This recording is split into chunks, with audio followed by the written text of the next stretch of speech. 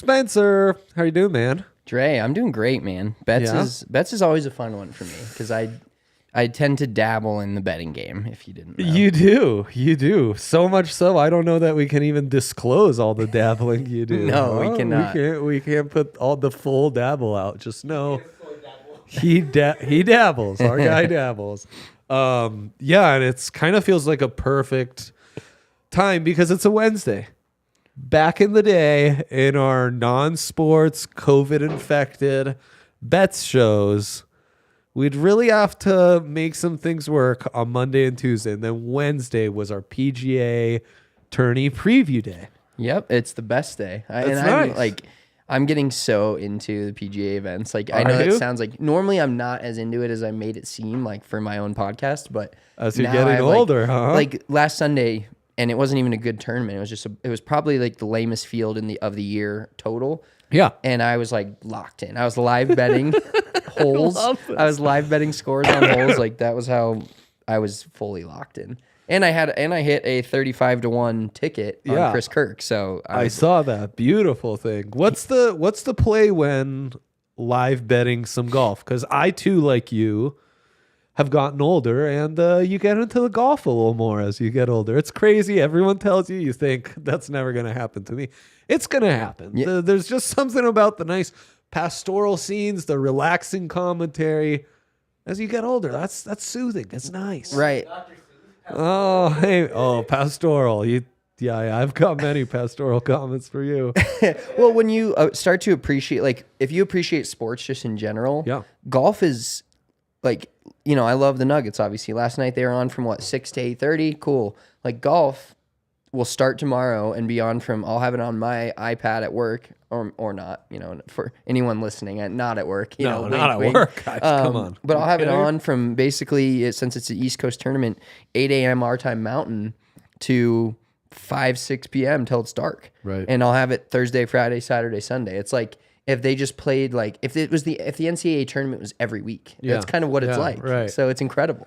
That is nuts. And we've got a good one. I was checking the bets out on this one. The field is really impressive in what is it, the Arnold Palmer? Yeah, so it's the Arnold Palmer. It's the Florida Swing had started last week. So they started in California, or start the year in Hawaii, moved to California, went to Arizona, of course, for the waste management, then go back to California. Yeah. Then last week was the first week of the Florida Swing, dead field, very, not exciting at all, relatively speaking. There's some cool stories that came out of it. Mm-hmm. But then this week is one of the 13 designated events that the PGA Tour now has. Gotcha, so okay. Giant purse. Winner gets $3.6 million this year. Last year's winner of the Arnold Palmer, Scotty Scheffler, got 2.1. So that's how much bigger it is. Not bad. So it's a mass. Yeah, the field's insane. It's like a major, basically. Is this like the increased purse? Is that almost in response to the Live Tour? It is that kind directly of to it? it. Okay, Yes. okay. The PGA Tour basically found $150 million to end up adding to 14 stepped up events. Would you look at that? Huh? Yep. Funny Found how money is great. Oh man, you can criticize it all, but competition sure is a wonderful thing sometimes. It's kind of weird that they just found a bunch of money out of Very nowhere. odd. Yeah, Very odd. it'll yeah. happen when you get your back against the wall. You never know what's gonna happen. God, I love it. And then of course it's Lars Eller's day, as Andrew in the comments is pointing out. Go Avs. Always fun on a nice Avs day. And, Yoke was just amazing once again. The quickie triple-double. We kind of predicted it. And then MPJ fell a point and a 3 short of the 2 other stupid bets I handed out. So I got to redeem myself, Spence. It's redemption day. Dude, losing on the Nuggets is so idiotic nowadays. Like, I'm the problem if I gave out losing Nuggets bets. Yeah, generally speaking, but they are so I didn't expect Jamal to play as the problem. right. Yeah, see, and then they're so deep that you never Yeah, that's I true. struggle every night with the other night I ended up hitting it. I had Michael. Well, I didn't hit my same game parlay. I missed by one Jamal Murray bucket. Always happens like that. But I had Michael Porter Jr. to hit 4 threes. Yeah. And I always kind of struggle, you look at it, I'm like, okay, 4 threes or 3 threes or 17 points. And he was scoring the whole game against, what was that? That was Sunday against the Clippers. He was scoring the whole game, but it took him till overtime to get the 4-3. Right. So you're always trying to fight with those do I take the points and hope he just scores, or he could be 4 of 7 from 3 and have 12 points? And so you have to wrestle with those when you're looking through, especially for, an SGP, which every Nuggets game I've got one out there. And the SGPs especially, because you're kind of picking your spots of like, what props do I want to go safer on? And then there's always one proper bet in that SGP where I might go a little more value hunting, to prop everything up. Correct. And that's what I've actually been doing is usually my same game parlays are right around the 6, maybe 6, 7 legs, but like even odds or a little lower, buying some down. I've actually started to go just 3 or 4, but buying them up. So like Jamal Murray, I'll buy up to like 21 points, and it's plus like 130, and you're getting, not, the math is tough, obviously. That's why there's calculators for this. But generally, a 3 to 4 leg parlay of even odds or plus odds is going to be even well more of a payout than a bunch of than 7. Yes. And it's much more likely to hit 3 than it is to hit 7. And obviously, that's for betting. Sure. But it's I've just been looking at lines and buying them up and being like, hey, and there's the strategies work for both people. My buddy sends me these SGPs every night that he buys everything down. And he's made like $5,000 in like the last 2 weeks. Dude, I know. Like if you do that, if you kind of use the book's lines against it and buy everything down, sometimes it can really work. You're getting like Jamal Murray 2.5 assists, like numbers like that, and you have 7 or 8 of them strung together. Your parlay, same game parlay is probably plus 200 to 300, but how many games does he not? And he averages 5 or 6, so and sometimes you hit those in the first quarter. Yeah. No, it's nuts. I want to revisit this as we maybe build an F's same game for tonight. I love that. And let's start with your picks. Let's get into your big 3 and see what you got on this very diversified slate that we've got, especially with baseball in the mix for you. Yeah, okay. I'm waiting a little longer. I was just uploading stuff.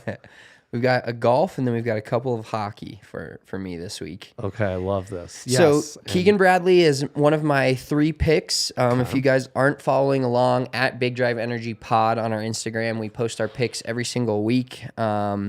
And we hit a winner last week. We are currently up 10 units on the year. That's awesome. Which we're betting 12 units a week starting this past week. We've actually changed our strategy. We used to bet 6 units a week. Yeah. And go a winner, a top 10, and then either a prop or a top 20. Yeah. Well, 2 weeks in a row, a guy we picked to top 10 or top 20 won it, which would have then given us, an extra 30. We'd be up 50, 60 units on the year. Right. So we decided, all right, let's go a little bigger, and we're just going to put in our card. We're going to pick 3 players each. We're going to give their odds to top 10 and to win. And you can sprinkle where you like, but last week we hit 3 top 10 guys and the winner. So we had like a plus 45 unit weekend. Beautiful stuff. Keegan Bradley is one of my guys this week. Top 10ing it, he's like plus 450. To win the tournament, he's plus 5,500. So I've definitely sprinkled that. But top 20, I feel like it's a pretty safe bet. Keegan's a guy that hasn't won in a while, but is constantly at the top of the leaderboard. And we actually did a podcast segment on him, just how impressive his career's been. But he's a guy that you just don't really, until you dive into it, you don't really know how good he's been. Yeah. So top 20 and at plus 200, I love that bet this week. He's plays great at the Arnold Palmer Invitational. Bay Hill, great track, and he just has the ball striking to get him in the top 20. This is a tournament where a little bit less of scoring. The winner last year at Scotty Scheffler was only 5 under par, which some of these tournaments you get 20, 25, 30. So it's a guy that a couple guys last year that top 10'd it were even par the entire way, and then like you could top 10 it with 1 birdie on Saturday on Sunday. Crazy. So it's very different scoring wise. And then we're hopping into the Avs tonight. Eustace Annunen, pretty impressive. I actually lost a bet on him, not necessarily on him. I took an over when he started the other night, and he was really good. Yeah. And, he's a really good, I guess prospect is the way to call it, and now he's our backup goalie. Who knows if Kincaid plays, but Devils fire a lot of shots. Yes, they do. I think I see him having a 32, 33, even if he allows. I see the Devils around 35 shots tonight, anywhere between 33 and 37. And he's going to save at least 90% of those with how good he looked the other night. I have a feeling this is an easy 31 to 32 save night for Eustace Annunen. Beautiful. And then Lecky. I thought this line was wrong. that's generally not an ideal thing when you see a line that looks so bad that you bet it and then it's like, oh, that lost. But I mean, the line he's playing on, and he gets in with Rantanen, but he's always playing with Nathan McKinnon. If you're on a line with Nathan McKinnon, right, you're getting an assist or a goal almost every night, So it's this was an easy pick for me. Over 0.5 points. I see an assist, maybe 2 assists tonight. With the Devils have a good goalie, but I see this being one of those games where it's like, whoa, like you're shooting a lot, we're shooting a lot. It gets kind of like a 4-5 game. That's what I see. So if it's if they have scored 4 goals, there's no way Lecky doesn't get a point. Beautiful, love that. Yeah, and then you always have the special teams, but they're so like dynamic 5v5 that and if you're playing on the line with Mac, you're getting in on the action. Exactly. I felt the same way. Let's go to my big 3, about Bowen Byram right now, plus 100 for a guy who's had 8 points in the last 10 games. 7 of those he has had a point in. Byram's come back to the lineup. The Avs defense has been on absolute fire, and he's taking his game to the next level. After all, this is a guy who was selected 4th overall in the Jack Hughes draft. Jack Hughes back in the lineup himself. These two guys get to go against each other. I expect them to be a little more high-paced. The Devils' offense ain't no joke, They actually had the 1st overall pick from the Cale Makar draft, too, and Nico Hischier. So that's a little fun, a little draft sliding doors. I think the Avs love where they ended up with the 4th overall pick in both those lotteries. And then Mikko, he's been on fire, over 3.5 shots on goal. He got just 3, I believe, in that last game, even though he was like 2nd star of the game, absolutely took over, brutalized them. But as you were saying, I kind of see this being a pretty open game, a little more back and forth, lots of shots. And if that's the case, the Big Moose is going to get his. You scared me off a little bit with the Annunen breakdown, but I do feel like scoring's starting to pick up for the Avs, and the Devils have been a high-scoring team all year, and this will just be a nice little high-scoring matchup. So I am in on the over, even though Ball Arena and the Avs generally this season have been more of an unders team, but even that seems to be correcting itself a bit. So there you go. Of course, all these bets at DraftKings Sportsbook, the king of sportsbooks. Yeah, a little show history there, a little teasing the graphic, or was that just for us? That was just for you. Oh, boy. Oh, boy. I thought that was so slick, and you come in and you're like, oh, look what Yaya did. Right. You're just not on your game today, Dre. No, I'm not on my game. And that's okay, because DraftKings Sportsbook they've got you taken care of. The props, the boosts, the app that's just a beautiful thing right now. Draft props in full effect. Love that for us. You can bet on what round will Stenson Bennett be drafted right now. How fun is that, huh? Do you think, question for you. Yeah. Do you think quarterbacks now are going to be taken more with Mr. Irrelevant pick that Brock Purdy, we've seen what he can do? Like just that, like Chad Kelly, of course, Mr. Irrelevant at some point. Might have worked out in the NFL if he didn't get hit by a vacuum cleaner. But yeah. I think that's like an interesting like storyline now where it's like, oh, hey, Brock Purdy did it. You have the last pick in the draft. Why draft the 6th corner from Tulane? Let's take a quarterback and see what happens. That's the old, like, Ron Wolf, the old Packers GM, was always of the idea you should basically draft a quarterback every year. Like, it's just a low-end flyer. Why not? Because if it hits, it's undoubtedly going to be a more valuable player than any other position you would have drafted. Exactly. Well, like the year the Redskins formerly drafted Griffin and Cousins. People were like, what are you doing? Right. Now one of them is on ESPN. The other one is a Pro Bowl quarterback. God, he's RG3 is team. So exactly. Bad. RG3 is absolutely horrible as a commentator. He is what DraftKings Sportsbook is to the betting world. RG3 is the opposite to the broadcasting world. He is horrendous. Plus 175, though, to go in round 7 for Stenson Bennett. Oh, okay. As a Mr. Irrelevant. All that on DraftKings Sportsbook. Right now, new users can use that code DNVR It must be 21 or older, Colorado only, and bet $5 to win $200. One per new customer. Minimum $5 deposit and wager. $200 issued as 8 $25 free bets. Restrictions apply. See terms at DraftKings.com/sportsbook. Gambling problem, call 1-800-522-4700. And Ohio, I am so sorry. This does not apply to you. You're not sorry. I'm so not sorry. Suck it, Ohio. Said with nothing but respect and love, of course. That's a lie. Yeah, it may be. Let's make some GD show history right now, and see if we've got a dilemma. Of course we do. What are we boosting and PGA bets? Here's one boost on DraftKings Sportsbook. Let me see if you like this one, Spence. It's one. Kevin Durant, 15 plus points, 1+3, and Suns to win against the Hornets. It's -160. Also, KD's line set at 20.5. The over seems prime on this one.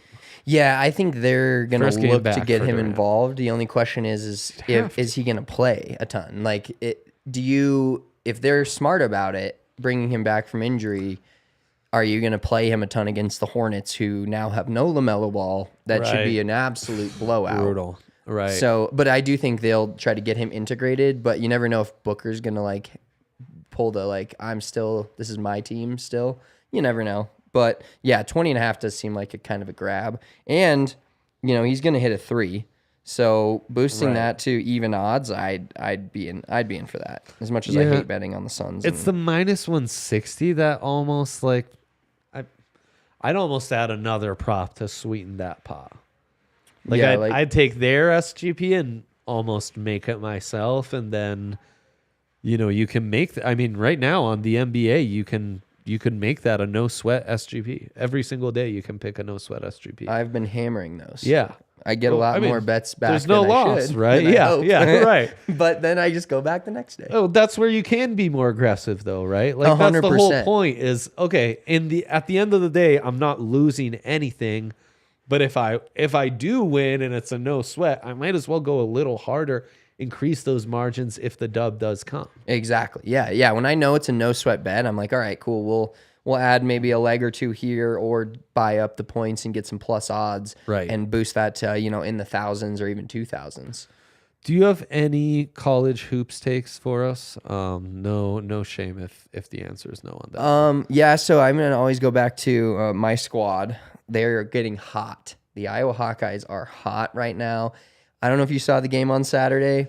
I know the Lady Hawkeyes are on fire as well. Yeah, Iowa had about their best weekend of sports in history. They had College Game Day.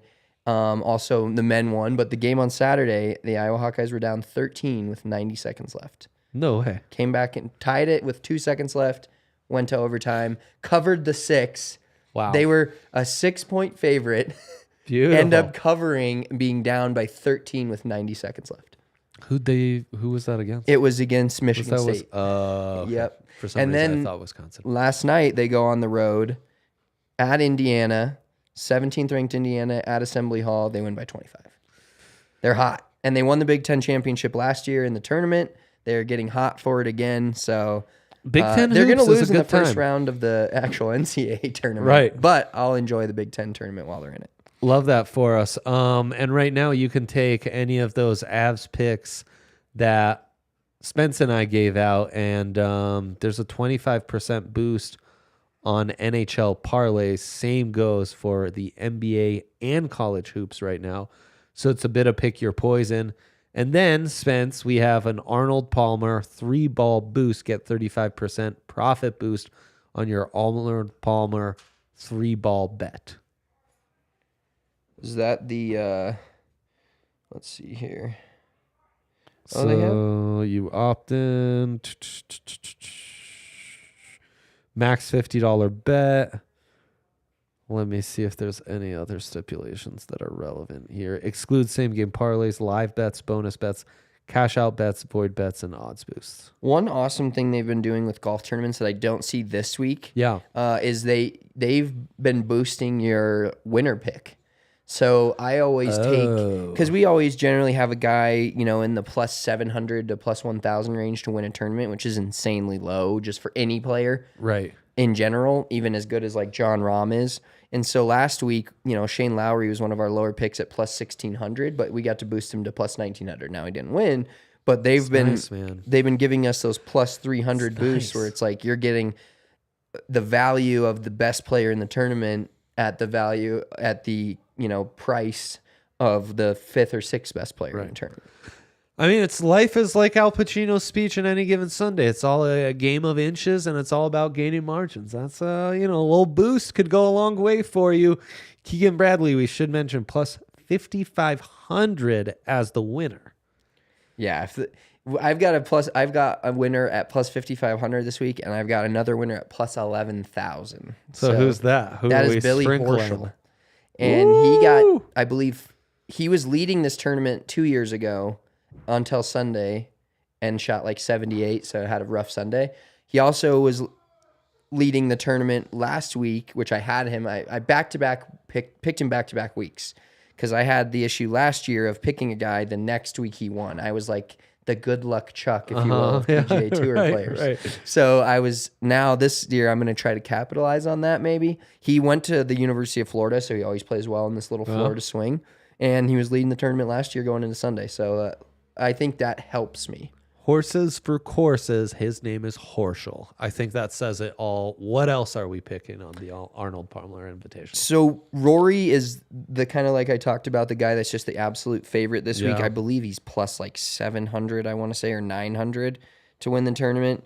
But the thing is, plus 900. Just lost out to Rombo, who's the top favorite at plus 650. Yeah, so he's one of the favorites under 1,000. I normally am never touching, but like John Rahm and Rory McIlroy are just winning a ton right now. Yeah. Scotty Scheffler's at plus even 1,000. He did win this event last year, and he won the Waste Management last year, won it again this year. So he's trying to repeat in the second straight tournament.